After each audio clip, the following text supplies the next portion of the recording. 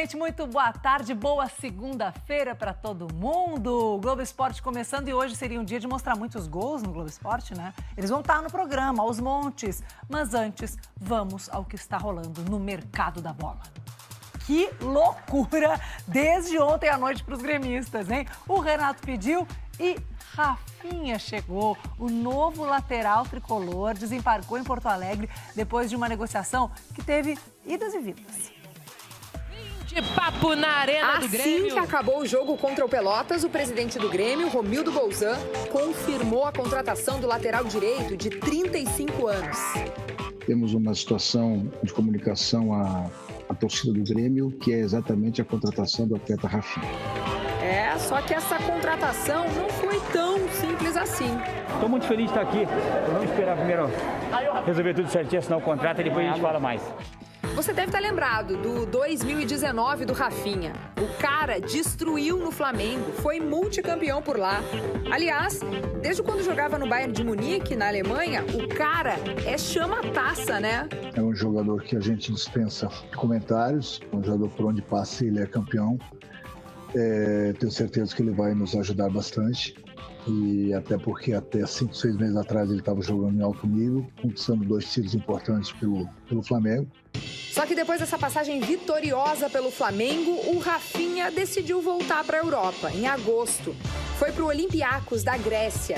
22 jogos depois, resolveu voltar para o Flamengo. Só que não rolou.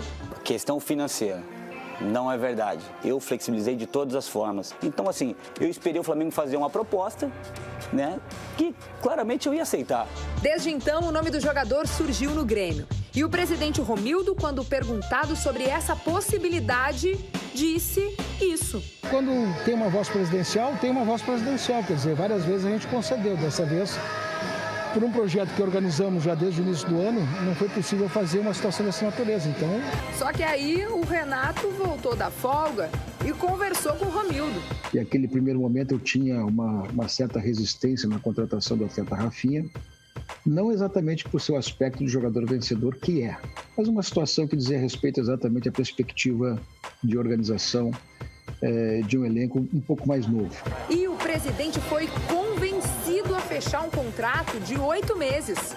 Agora começar a trabalhar de novo, conhecer os novos companheiros, conhecer todo mundo do clube e, claro, botar em prática, né, tudo que eu venho fazendo ao longo da minha carreira.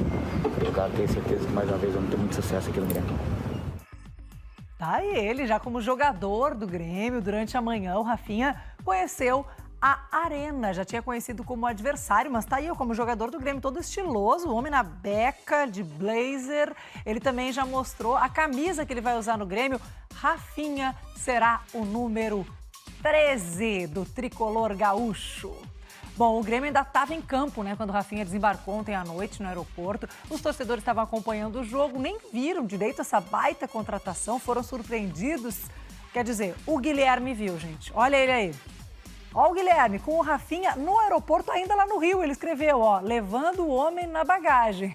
Depois o Guilherme foi postando um minuto a minuto do voo, começando, vamos Grêmio. Aí depois, avião em Porto Alegre, Rafinha chegou. O Guilherme que foi um privilegiado, que veio junto com o Rafinha do Rio de Janeiro. E depois dele, gente, milhares de torcedores se manifestaram nas redes sociais, oficiais do clube, dando aí as boas-vindas ao Rafinha, que é do Grêmio, e o Maurício Saraiva é do Globo Esporte para falar sobre Rafinha. O Grêmio recebe um cara muito vencedor, né, Maurício?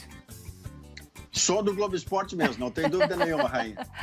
Olha, o Rafinha é vencedor, o Rainha é multicampeão, o Rafinha jogou com o Guardiola, é de nível de seleção brasileira e não será um teto indevido para o Wanderson.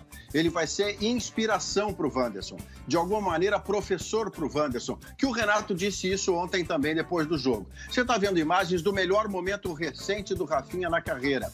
Fazendo gol, fazendo grandes jogadas pelo Flamengo, do Jorge Jesus, onde ele era uma das referências e doutora Alice, ele era uma das lideranças. Também por isso ele está vindo para jogar Libertadores. O último clube brasileiro campeão de Libertadores foi o Flamengo e o Rafinha foi um dos protagonistas daquele time no campo e fora dele. Rafinha no Grêmio, Maurício, dizer que a gente passou o sábado inteiro aqui nesse estúdio falando sobre a vinda do Borré, né, seu Maurício? Pois o Grêmio tá on no mercado, tá muito on. Depois do Rafinha, vem o outro Rafael, o próximo contratado. Deve ser mesmo o colombiano Rafael Borré, atacante de 25 anos do River Plate. Ninguém estava maluco. Ontem o Renato e o Romildo confirmaram que sim, o jogador pode assinar um pré-contrato com o Grêmio ainda essa semana. Se isso acontecer, ele vai ser jogador do clube só em julho, depois que encerrar o vínculo que tem com o River. O Romildo disse que o Borré já deu ok para o negócio.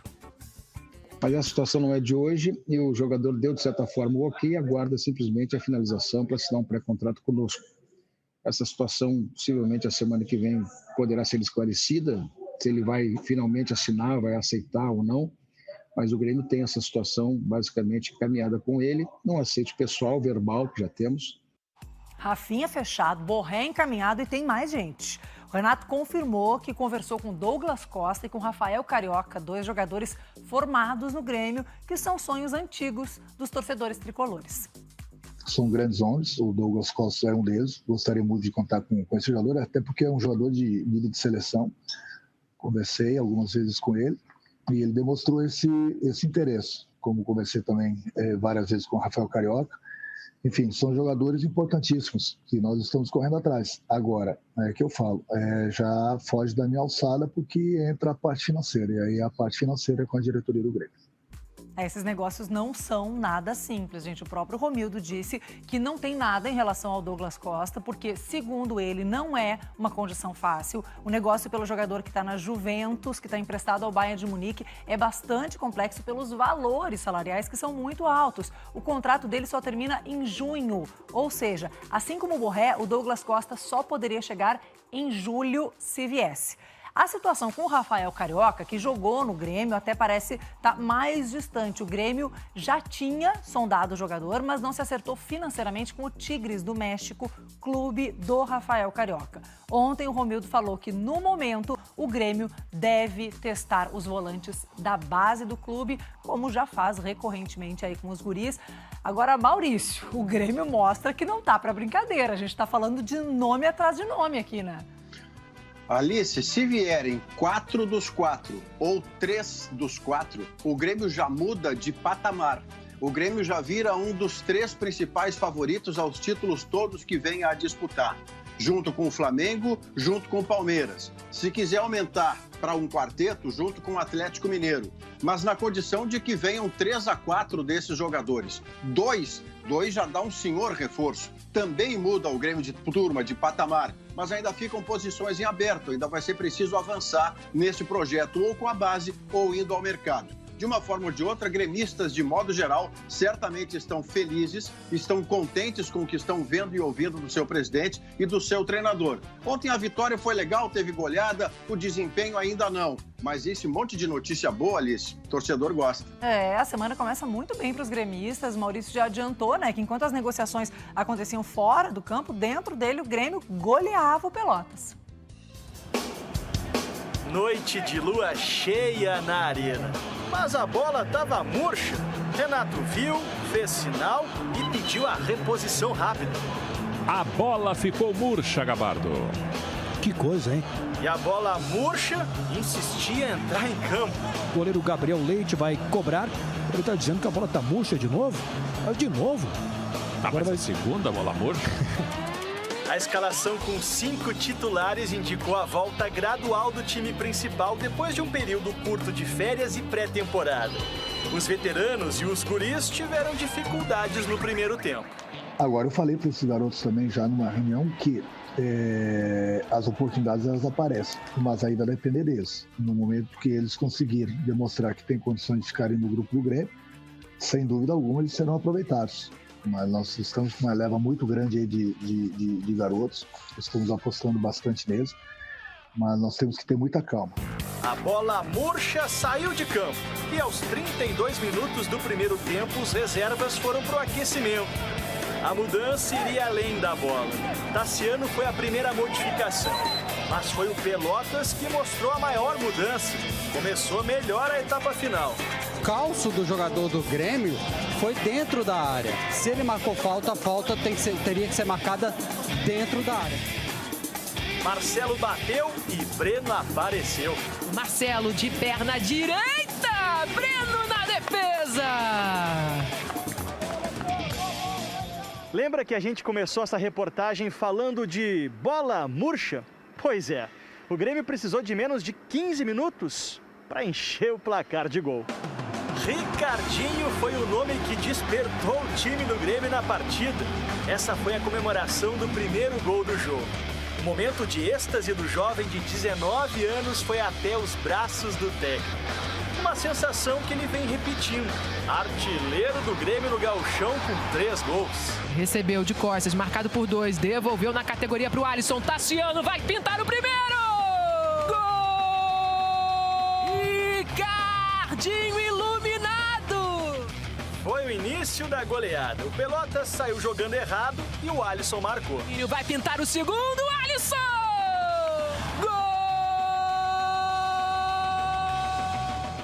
Diego Souza passou boa parte da partida pedindo a bola dentro da área. Aí o centroavante na tentativa de marcar, mas o encontro não acontecia. Então ele mesmo tratou de resolver a questão fora da área numa cobrança de falta. Gol do Grêmio! Aos 31 minutos do segundo tempo de falta, Diego Souza. Ferreirinha fechou o placar. Ferreirinha com domínio! Gol!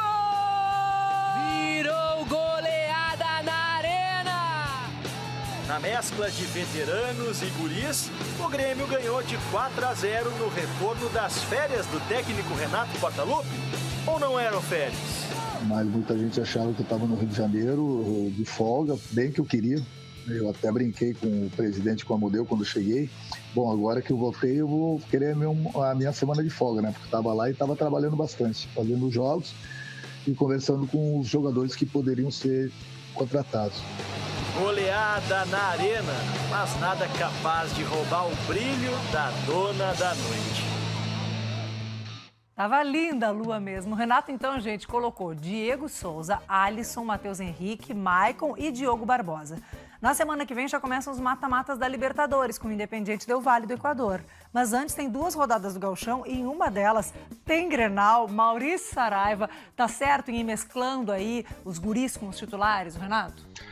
Desses titulares que já eram do time anterior, que você está citando, Rainha, ainda tem que botar o goleiro Breno, o lateral direito Wanderson e o atacante Ferreira, porque eles são 3 novos titulares, que vêm jogando nesse time mais de base, mas certamente estão ganhando posição entre os 11. Para um jogo de meio de semana contra o São Luís em Ijuí, deve ser um time muito preponderantemente reserva. Mas eu tenho certeza absoluta, e não é informação, é apenas uma projeção na base lógica, de que no Grenal, dentro da Arena, Alice, antes de jogar com o Independiente Del Valle, certamente o Renato vai testar os seus jogadores, o seu time titular, contra um time da grandeza que é Libertadores da América. O Inter está na fase de grupos, o Grêmio com o Independiente Del Valle estão disputando uma vaga, mas todos sem presença contumaz, reiterada dentro da Libertadores. Então imagine, no Grenal, titulares, depois contra o Del Valle também. E no meio da semana, reservas em muito maior quantidade do que titulares. Está certo o Renato, está certo esse planejamento do Grêmio. Muito bem, já que você falou aí de meio da semana e a gente está começando com boas notícias da semana, São Luís e Grêmio ao vivo na RBS TV, quarta-feira à noite, hein, seu Maurício? Todo mundo com a gente. Bate palma.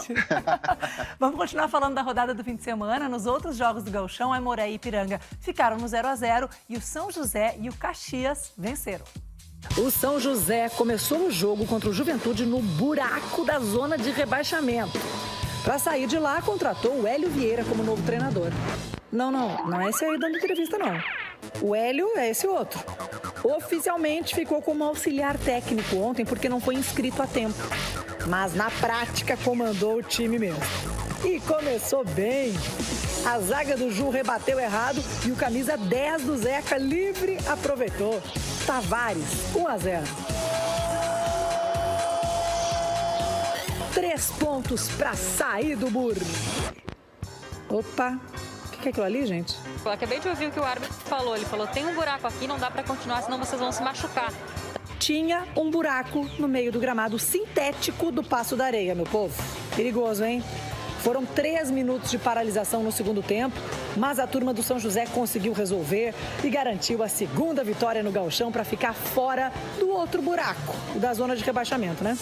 No Estádio Centenário teve goleada do Caxias para cima do São Luís. O Giovani Gomes de cabeça abriu o placar.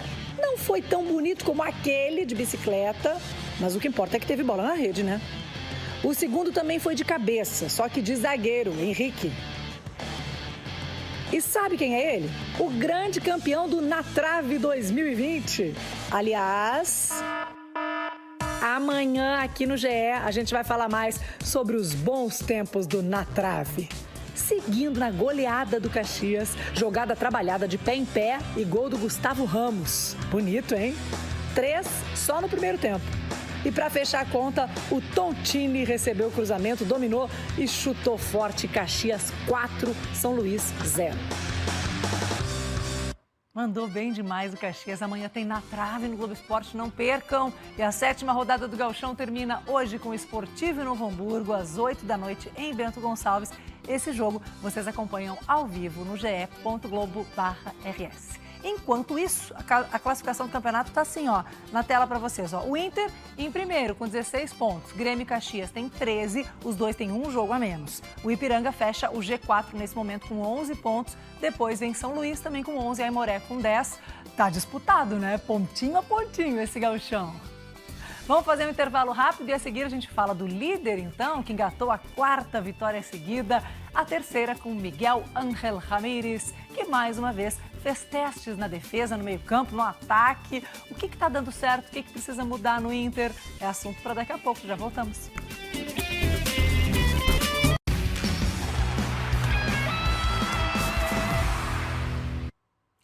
O GE está de volta e no esporte espetacular de ontem, 13 surfistas, homens e mulheres, encararam as ondas gigantes de Nazaré, em Portugal. Foi o último evento do Verão Espetacular.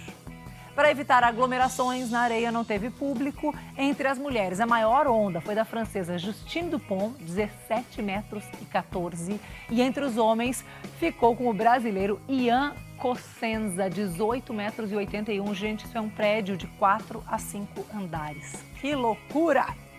Começou a temporada da Fórmula 1 e foi do mesmo jeito que terminou do ano passado, com Lewis Hamilton da Mercedes vencendo. E olha que foi difícil, viu? Porque o holandês, o Max Verstappen da RBR, largou na frente, parecia que tinha um carro mais rápido da corrida, mas não foi suficiente para superar o heptacampeão mundial. Verstappen ficou apenas 7 décimos de segundo atrás do Hamilton no GP do Bahrein. Agora vamos falar do Inter, gente, voltar para o nosso gauchão e os pilares do time de Miguel Ángel Ramírez. No futebol, 3 pilares sustentam uma equipe: defesa, meio-campo e ataque.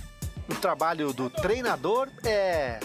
Toca preparar el próximo partido y vamos reforzando sobre todo los pilares de lo que ya estamos construyendo y de lo que ya se está viendo. Os pilares do time do Inter ainda têm alguns pontos em aberto. No defensivo, por exemplo, Miguel Ángel Ramírez ainda não definiu a base desse pilar: o goleiro. Entonces necesitamos conocerlos en el entrenamiento, darles la información, entrenarles en un modelo de juego y luego ver en la competición si son capaces de ejecutarlo, ¿no?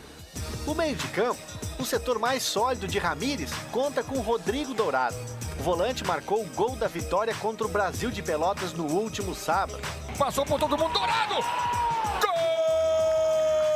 Gol! Oportunista e bem colocado, Dourado achou uma bomba. Ah, tem ainda o Edenilson, ou o Ed Gol. Edenilson Andrade dos Santos. O Edenilson, carinhosamente chamado de Super Ed. E também tem o Pantera Negra, Patrick. O ataque, por enquanto, é o pilar com mais lacunas em aberto e longe de serem fechadas. Ramírez testou 9 jogadores nesse setor. É do Internacional, Abel Hernandes. E tem ainda um possível titular que pode chegar: Tyson pertenece a un grupo de jugadores en el que nosotros tenemos interés y que estamos observando y que estamos viendo cómo pueden encajar. Enquanto o técnico fortalece os pilares, o time está mostrando firmeza nos resultados. Foram 3 vitórias seguidas, 100% de aproveitamento, 23 jogadores testados. Estamos dándole oportunidad a todos, estamos dándole minutos. Entonces, a partir de que vamos sumando entrenamientos y sumando partidos, podemos tener argumentos más sólidos para tomar decisiones. Quanto mais sólido, mais firme dentro de campo e mais perto de ampliar essa sequência de vitórias. Mais uma vitória, mais uma que vem no segundo tempo, depois que o Ramires mexeu no time. Maurício, desses pilares que a gente viu aí na reportagem, defesa, meio-campo, ataque, o que tá bom e o que tem que melhorar? Alice, a fronteira chegou. A fronteira é o Grenal do próximo final de semana. Por exemplo, Abel Hernandes fazendo gol. Não garante a ele titularidade porque é a posição mais luxuosa do Inter. Tá aí o gol dele na vitória sobre o Brasil. Tem Yuri Alberto, tem Guerreiro e tem Thiago Galhardo. Mas ainda assim o Abel é opção, mas ele pode sair e até deve sair no meio do ano quando termina o seu contrato. Um dos titulares que ainda nem jogou vai entrar em cena agora para você, porque ele treinou hoje pela manhã e se tiver condição legal de jogo, Palácios vai jogar contra o São José um tempo e dependendo do que aconteça contra o São José no Beira-Rio, pode jogar o Grenal no sábado ou no domingo na Arena. Este Palácios, porque foi um pedido expresso do treinador Ramires que o quer no corredor direito ofensivo, onde hoje estão se alternando Caio Vidal e Marcos Guilherme. Bom, o que é problema que o Inter tem que resolver? Além de uma lentidão enorme na saída de bola dos zagueiros para o volante, tem que resolver a parte defensiva quando sem a bola, porque a linha joga alta e ela pode ser colhida de surpresa. Quer ver? Olha o Edenilson fazendo um pênalti, que não é um carrinho que ele devesse dar na área, né? A bola era muito menos dele do que do atacante, mas ele está tentando cobrir quem passou as costas do lateral e do zagueiro. Sim, é missão do volante, mas como estava todo mundo muito adiantado, o Edenilson não teve o tempo certo da bola para poder evitar o pior. Tá andando, há uma ideia de time e essa ideia começa a ser vista na prática em alguns momentos dentro dos jogos. Provavelmente no Grenal a gente veja ainda mais, porque até lá, Alice, no Grenal deve ser o time mais perto do titular da fase de grupos da Libertadores que o Ramires terá em contrato. É isso, depois de todos os testes, vamos ver qual é o time que ele bota, né, no Grenal para valer. Seu Maurício, ótima semana para nós, obrigada por hoje, um beijão. E antes de encerrar, gente, deixa eu trazer uma informação aí para os colorados que estão de roupa nova. Olha aí, ó. Foto do uniforme novíssimo do Inter, a camisa tradicional vermelha, agora vai ter listras horizontais. É uma inspiração à estrutura do Beira-Rio, construída com a ajuda da torcida, às margens do Guaíba, um gigante erguido às margens do Guaíba, como dizem os colorados. A estreia dessa nova camiseta deve ser feita na quarta-feira, já contra o São José, no Beira-Rio. Ficou bonita demais, eu adorei. Amanhã no Globo Esporte, gente, está de volta a competição que todo mundo adora, que esse ano, com o Gauchão começando em meio a Brasileirão, Copa do Brasil, ainda não tinha estreado aqui no GE, mas vai ter amanhã de casa, do jeito que for, na trave. Já vão se preparando. Uma ótima tarde para vocês e até amanhã. Tchau, tchau.